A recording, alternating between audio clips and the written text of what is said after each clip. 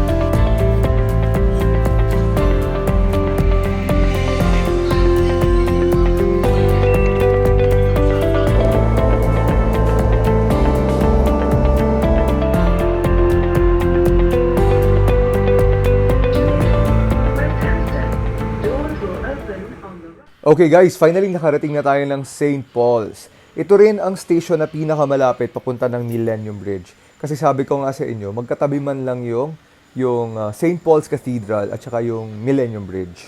So, from here, lalabas lang tayo ng station tapos lalakad lang tayo papunta ng cathedral. Sa likod ng cathedral, siguro mga 200 meters, makikita na natin yung Millennium Bridge.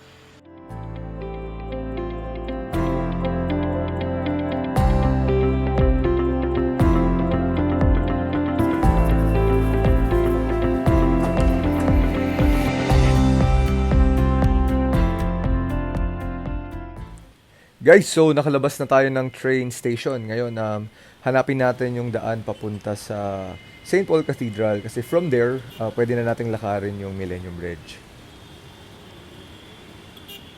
Pero, tignan natin tong map. So, from here, dito tayo sa may cathedral, lakad tayo ng konti. Yun, dito sa side na to, papunta ng Millennium Bridge. Okay, so sundan natin yan.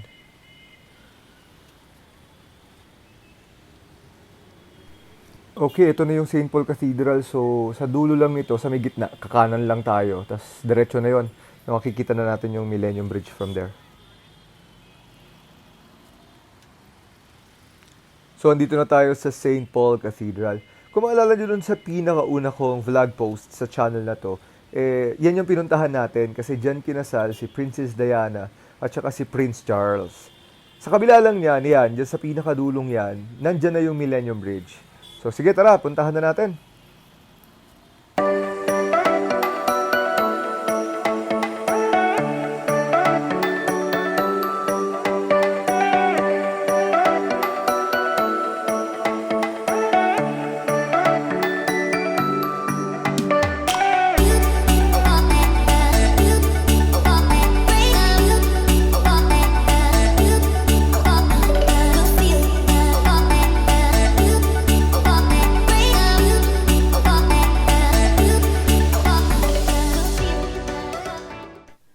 Yun guys, finally nakarating na tayo ng Millennium Bridge.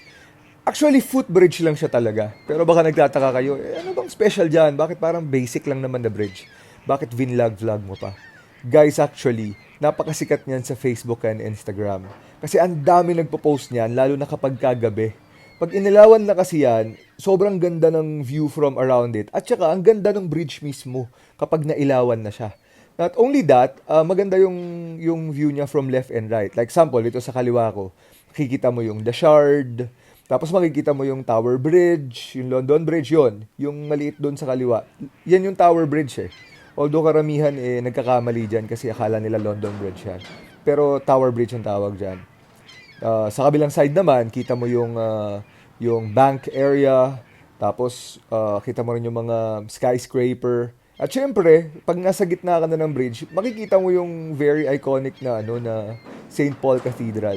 Which means that, meron siyang view 360 degrees. Kaya, sobrang pasyalan siya.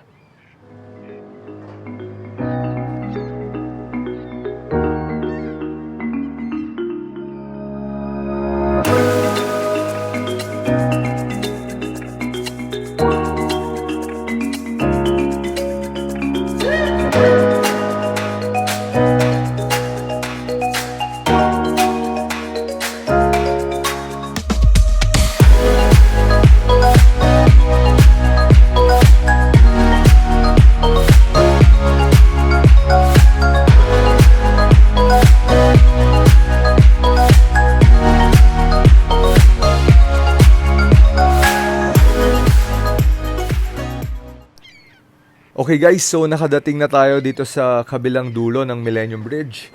So meron siyang parang river walk. So maraming namamasyal dyan, maraming naglalakad, nag-exercise. Magkabilaan yan dito din sa kabilang side. Itong kabilang side naman, pag dinire-diretso mo yan, naglakad ka dyan, pwede kang makadating hanggang dun sa Tower Bridge. Medyo malayong lakaran lang pero scenic yung walk na yan. Siyempre, sa kabilang dulo nitong bridge, kitang-kita natin yung St. Paul Cathedral. So, ito yung iconic na shot dyan kasi nasa gitna siya talaga ng bridge. Sa kabilang side naman, nakalimutan ko sabihin, yung Tate Modern Museum, yung tinutumbok nitong bridge. Ito, yung building na yan. So, mahilig kayo sa mga modern architecture, modern art, yan. That is the place to go. So, yun guys, from here talagang 360 degrees yung view, lalo na pag nandyan ka sa gitna ng bridge. Eto guys, nagsindi na ng ilaw, finally. Ito yung inaabangan natin eh. Kaya lang, bakit parang hindi nakasindi lahat? Normally kasi meron tong blue, merong red. Yun nakita nyo dun sa picture. Well, at least bukas na rin yung ilaw ng mga building. Lalo pag medyo dumilim-dilim ito, grabe, maganda to. Ito yung isa sa mga sikat na picture talaga eh. Pag nakasindi tong buong bridge, tapos kukuhanan mo siya from this angle. Yung sa dulo yung cathedral. Sobrang ganda niyan sa kuha. Yan ang lagi ko nakikitang post. Ayan guys, medyo sumindi na yung city lights. Ganda oh. Kasi nakikita nyo talaga na nagre-reflect yung mga ilaw sa tubig. Lalo na kung meron kang 360 degrees ng ganito. Sobrang ang ganda talaga. Nakaka-relax siya ka talagang it's a feast to the eye. 'Di ba? 360 degrees ng very scenic view. So I'm really happy that I am here right now. So mga kagala, kung nag-enjoy kayo sa ating pasyal doon sa Millennium Bridge, sana ay mag-subscribe at like at mag-comment kayo sa channel natin na to at sana makasama ko kayo sa susunod pa nating mga pagpapasyal at paggala dito sa London. Also, pwede nyo akong i-follow sa Instagram at Errol De La Cruz. That's E-R-R-O-L De La Cruz. Thank you for watching!